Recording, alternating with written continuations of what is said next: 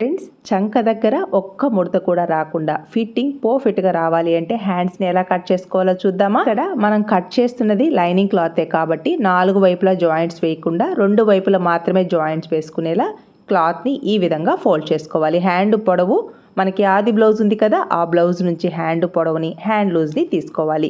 పై వైపున క్రింది వైపున ఖర్చు కోసం 1 ఇంచ్ ఎక్స్ట్రా తీసుకున్నాను.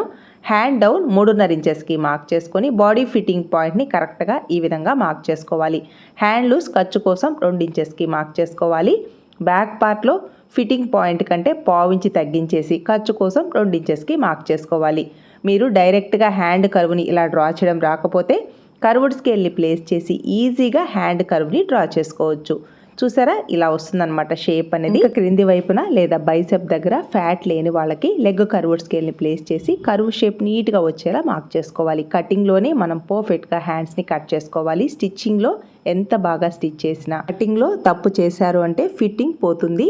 హ్యాండ్కి కరువు తీయడం ఎంత ఇంపార్టెంటో లోతు తీయడం కూడా అంతే ఇంపార్టెంట్. టక్స్ పాయింట్ దగ్గర నుంచి 1 ఇంచ్కి, క్రింది వైపు టక్స్ పాయింట్ దగ్గర నుంచి 1 ఇంచ్కి మార్క్ చేసుకొని కరెక్ట్గా మిడిల్లో 1/2 ఇంచ్ కంటే 1 పాయింట్ ఎక్కువతో లోతుని డ్రా చేసుకోవాలి.